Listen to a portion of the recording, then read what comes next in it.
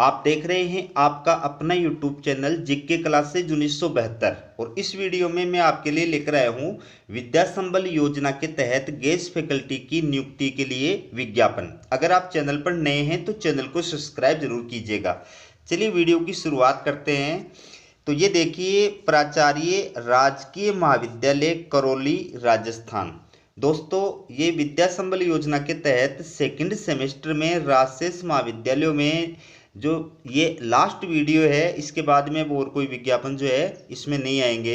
लेकिन आप निराश न हो, अगर आपका फिर भी सिलेक्शन नहीं हो रहा है तो मैं आपके लिए महाविद्यालयों के अंदर और विश्वविद्यालयों के अंदर अन्य जो असिस्टेंट प्रोफेसर भर्ती के विज्ञापन निकलते हैं वो लगातार लेकर के आ रहा हूँ, इसलिए आप वहाँ पर अप्लाई ज़रूर कीजिएगा। ठीक है, तो ये जो 7 महाविद्यालयों के विज्ञापन हैं, इनकी बेसिक बातें मैं एक साथ आपको लास्ट के अंदर बता दूंगा। फिलहाल आप ये देखिए कि इस महाविद्यालय में आवेदन की लास्ट डेट कितनी है और किस किस सब्जेक्ट के लिए आवेदन फॉर्म आमंत्रित किए गए हैं। ठीक है, आपको इतना देखना है। तो इस महाविद्यालय में आवेदन की जो लास्ट डेट है वो आप देख सकते हैं 12 मार्च 2024 साय 3 बजे तक है। यानी आप चाहें तो बाई हैंड जो है अभी भी फॉर्म इसमें जाकर के जमा करा सकते हैं। कल और परसों की डेट आपके पास में है। तो इस महाविद्यालय के अधीन ये राजकीय महाविद्यालय 3 संचालित है। ठीक है, राजकीय कन्या महाविद्यालय करौली, राजकीय कन्या महाविद्यालय कटकड और राजकीय महाविद्यालय मासलपुर। ठीक है, और इन तीनों महाविद्यालयों के अंदर ये जो है आपके सामने विषय दिए गए हैं। इन विषयों के लिए ये विज्ञापन जो है वो जारी किया गया है। ठीक है, अगला जो महाविद्यालय है यह श्रीमती नर्मदा देवी बिहानी राजकीय स्नातकोत्तर महाविद्यालय नौहर। अगर कोई विज्ञापन रिपीट हो गया हो तो उसके लिए मैं माफ़ी चाहता हूँ। ठीक है, तो इसमें देखिए आवेदन की क्या डेट जो है वो बताई गई है, लास्ट डेट। इसमें भी आप देख सकते हैं 11 मार्च 2024 ही आवेदन की लास्ट डेट है। और इसके अंदर ये सब्जेक्ट आपके सामने दिए हुए हैं। इन विषयों के लिए आवेदन फॉर्म आमंत्रित किए गए हैं। ठीक है, अच्छी तरह देख लीजिए। राजकीय कृषि महाविद्यालय नौहर, इसके अंदर ये विज्ञापन जारी किया गया है सेकंड सेमेस्टर के लिए।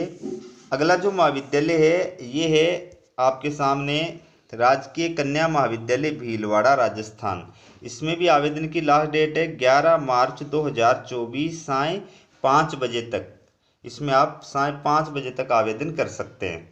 तो इसमें ये 3 राजशेष महाविद्यालय हैं, राजकीय महाविद्यालय हमीरगढ़ और कैलाश त्रिवेदी, राजकीय कन्या महाविद्यालय गंगापुर भीलवाड़ा। और ये इसके अंदर विषय दिए हुए हैं। इन विषयों के लिए आवेदन फॉर्म जो है वो आमंत्रित किए गए हैं। लास्ट डेट है 11 मार्च 2024 सोमवार सायकाल 5 बजे तक। तो इसमें 11 मार्च जो है वो लास्ट डेट है। ठीक है, अगला जो महाविद्यालय है ये है राजकीय स्नातकोत्तर महाविद्यालय तिजारा खेरथल तिजारा। इसके द्वारा ये विज्ञापन जारी किया गया है और इसमें आवेदन की लास्ट डेट है 12 मार्च 2024। ठीक है, तो इस महाविद्यालय के द्वारा ये देखिए भर्ती का विज्ञापन जारी किया है 7 विषयों के लिए, राजकीय कृषि महाविद्यालय तिजारा खेरथल। ठीक है, अगला जो महाविद्यालय है ये आपके सामने है सेठ रंगलाल कोठारी राजकीय स्नातकोत्तर महाविद्यालय राजसमंद।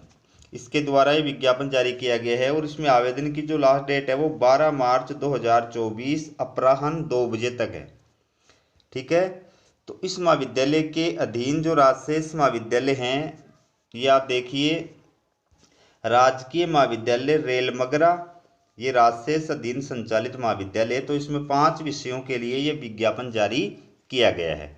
ठीक है, बाकी जो बेसिक बातें हैं वो सब की एक साथ मैं आपको लास्ट के अंदर बता दूंगा। अगला है नोडल राजकीय महाविद्यालय राजा खेड़ा धौलपुर। इस नोडल महाविद्यालय के द्वारा ये भर्ती का विज्ञापन जारी किया गया है। आवेदन की लास्ट डेट है 12 मार्च 2024 और इसमें राजकीय महाविद्यालय मनिया राजा खेड़ा इसके अंदर ये जो विषय हैं इनके लिए आवेदन फॉर्म आमंत्रित किए गए हैं। दूसरा जो राजशेष महाविद्यालय, राजकीय महाविद्यालय राजाखेड़ा विज्ञान, यही महाविद्यालय, एक ही महाविद्यालय है, इसमें कला वर्ग के ये विषय हैं और विज्ञान वर्ग के ये विषय हैं, इनके लिए विज्ञापन जो है वो जारी किया गया है। ठीक है। और लास्ट जो महाविद्यालय आपके सामने है, राजकीय स्नातकोत्तर महाविद्यालय प्रतापगढ़। ठीक है। तो इसमें आवेदन की जो लास्ट डेट बताई गई है वो 12 मार्च 2024 बताई गई है, साय 5 बजे तक। ठीक है। तो इस महाविद्यालय के द्वारा किन किन नोडल महाविद्यालयों के लिए विज्ञापन जारी किया है वो आप देखिए। इसमें 3 राजशेष महाविद्यालय हैं, राजकीय महाविद्यालय मचुंडला, राजकीय कन्या महाविद्यालय प्रतापगढ़ और राजकीय कृषि महाविद्यालय प्रतापगढ़। और इनमें कौन कौन सी विषय हैं वो भी आप देख सकते हैं तीनों महाविद्यालयों में।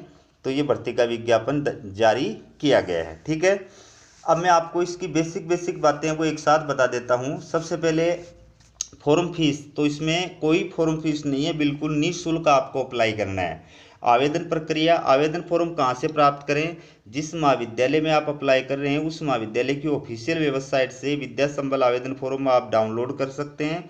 और आप चाहें तो हमारा टेलीग्राम चैनल है जीके क्लासेज 1972, उसको सब्सक्राइब कीजिएगा, वहाँ पर PDF के रूप में आपको ये विज्ञापन मिल जाएगा। ठीक है। आवेदन फॉर्म प्राप्त हो जाएगा। अब इसमें आपको क्या करना है कि उस आवेदन फॉर्म को भरना है। सबसे पहले आवेदन फॉर्म के ऊपर जो है जिस राजशेष महाविद्यालय के लिए आप अप्लाई कर रहे हैं उस राजशेष महाविद्यालय का नाम लिखना है। अगर आप एक नोडल केंद्र के अधीन एक से अधिक महाविद्यालयों में अप्लाई कर रहे हैं तो आपको अलग अलग आवेदन फॉर्म करना होगा। ठीक है। और इस आवेदन फॉर्म के साथ में आपको अपने सारे शैक्षणिक डॉक्यूमेंट्स लगाने हैं, जिसके अंदर अंक तालिका है, प्रमाण पत्र है, डिग्री है, उनकी सबकी सेल्फ अटेस्टेड फोटोकॉपी लगानी है, एक्सपीरियंस सर्टिफिकेट वगैरह लगाने हैं। कोई पेपर आपने पब्लिश कर रखा है तो पेपर पब्लिश्ड की जो है फोटोकॉपी आपको लगानी है। और अन्य रिलेटेड जो डॉक्यूमेंट्स हैं, कास्ट सर्टिफिकेट वगैरह या अन्य कोई डॉक्यूमेंट जो आवश्यक है वो आपको साथ में लगाना है।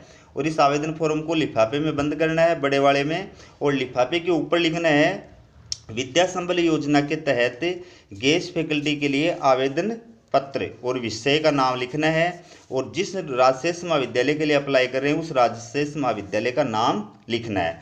फिर आपको एड्रेस लिखना है अपने दाएं साइड में, टू श्रीमान प्राचार्य, और उस नोडल कॉलेज का नाम लिखना है जिस कॉलेज के द्वारा वो भर्ती का विज्ञापन जारी किया गया है, और उसका एड्रेस लिखना है। और बाएं साइड में आपको अपना एड्रेस लिखना है। ठीक है। बात करें इसमें सिलेक्शन की, तो इसमें न कोई एग्ज़ाम होता है न कोई इंटरव्यू होती है। आपका जो है डायरेक्ट सिलेक्शन होता है, आपके API स्कोर के आधार पर इसमें आपका सिलेक्शन किया जाता है। और API स्कोर जो है वो किस प्रकार से तैयार किया जाता है उसके ऊपर मैंने कल ही वीडियो अपलोड कर रखा है, वो आप चाहें तो देख सकते हैं। बात करें मानदेय की, तो इसके अंदर एक कालांश के आपको 800 रुपये मानदेय प्रदान किए जाते हैं। और एक सप्ताह में आपको अधिकतम 14 कालांश जो है प्रदान किए जाते हैं। तो इसमें मानदेय जो है वो मासिक आधार पर प्रदान नहीं किया जाता है। इसमें यह तय कर रखा है कि जैसे ही आपके 50 कालांश पूरे होंगे, चाहे 1 महीने से हों, चाहे 2 महीने से हों, चाहे 2.5 महीने से हों, जब भी आपके 50 कालांश पूरे हो जाते हैं आपको फिक्स 40,000 रुपये जो मानदेय है वो प्रदान कर दिया जाएगा। ठीक है। अब इसमें आपको कब तक रखा जाएगा, तो आयुक्तालय का जो नोटिफिकेशन है उसमें साफ साफ दिया हुआ है कि सेकंड सेमेस्टर की परीक्षा प्रारंभ होने से पूर्व तक या सेकंड सेमेस्टर का सिलेबस पूरा होने तक इनमें जो भी काम पहले हो जाएगा तभी आपको पद से हटा दिया जाएगा। ठीक है। अब इसके अलावा 2 कंडीशन और हैं। अगर मान लीजिए आपके महाविद्यालय में आपके सब्जेक्ट में कोई परमानेंट फैकल्टी आ जाती है तो भी आपको पद से हटा दिया जाएगा। और अगर कोई डेपुटेशन से आ जाता है आपके सब्जेक्ट में तो भी आपको पद से हटा दिया जाएगा। ठीक है। बात करें इसके अंदर योग्यता की कि अप्लाई कौन कर सकता है, तो इसमें दोस्तों पहली बात क्या है कि जिस विषय में आप अप्लाई कर रहे हैं उस विषय में 55% मार्क्स के साथ में आपके पास में मास्टर डिग्री होनी चाहिए। बाकी SC ST OBC non creamy layer, ठीक है, और विकलांग कैटेगरी के जो अभ्यर्थी हैं उनके मास्टर डिग्री में 50% है तो भी वो अप्लाई कर सकते हैं। इसके साथ साथ में जो विश्वविद्यालय अनुदान आयोग यानी UGC या फिर CSIR के द्वारा जो राष्ट्रीय पात्रता परीक्षा होती है नेट, वो आप क्वालिफाइड होने चाहिए। और अगर नेट क्वालिफाइड नहीं है तो स्टेट पात्रता परीक्षा जो होती है सेट या स्लेट, वो आप क्वालिफाइड होने चाहिए। ऐसे अभ्यर्थी जिन्होंने एमफिल या पीएचडी कर रखी है, नेट सेट और स्लेट नहीं है लेकिन एमफिल या पीएचडी कर रखी है, तो वो भी अप्लाई कर सकते हैं। लेकिन आपकी एमफिल या पीएचडी की डिग्री यूजीसी रूल्स 2009 या 2016 के तहत होनी चाहिए, ठीक है। और ऐसे अभ्यर्थी जिनकी पीएचडी या एमफिल का जो रजिस्ट्रेशन है वो 11 जुलाई 2009 से पहले का है, या फिर जिनकी पीएचडी या एमफिल की डिग्री 11 जुलाई 2009 से पहले की है, तो उनको अपनी संबंधित यूनिवर्सिटी के रजिस्ट्रार यानी कुल सचिव या डीन यानी संकाय अध्यक्ष के द्वारा सत्यापित एक प्रमाण पत्र प्रस्तुत करना होगा, और उसके बेस पर जो है वो आवेदन कर सकते हैं, ठीक है। तो इसमें आपके पास में जितनी ज़्यादा डिग्री होंगी, जितने आपके पेपर पब्लिश्ड होंगे, अधिकतम 3 पेपर पब्लिश्ड इसमें लगाए जा सकते हैं, और एक्सपीरियंस अधिकतम 5 साल का एक्सपीरियंस लगाया जा सकता है। तो इस प्रकार से आपके एकेडमिक परफॉर्मेंस का, आपके रिसर्च पब्लिकेशन का और आपके एक्सपीरियंस का, तीनों का मिला करके आपका एपीआई स्कोर इसमें तैयार किया जाता है। और टॉप एपीआई स्कोर वाला जो अभ्यर्थी होता है उसको नियुक्ति प्रदान की जाती है, और नियुक्ति से पहले आपको एक शपथ पत्र भर करके देना पड़ता है, ठीक है। तो टॉप एपीआई स्कोर वाला जो अभ्यर्थी है उसको महाविद्यालय के द्वारा मेल किया जाता है, कॉल किया जाता है, और जब आपका डॉक्यूमेंट्स वेरिफिकेशन होगा उस टाइम पर आपको अपने सारे ओरिजिनल डॉक्यूमेंट्स वगैरह लेकर के उपस्थित होने होंगे, ठीक है। तो ये थी आपके लिए विद्या संबल योजना के तहत गेस्ट फैकल्टी वैकेंसी से जुड़ी अपडेट। इसी प्रकार की अपडेट पाने के लिए चैनल को सब्सक्राइब जरूर कीजिएगा। हमारा वीडियो देखने के लिए आप सभी का बहुत बहुत धन्यवाद।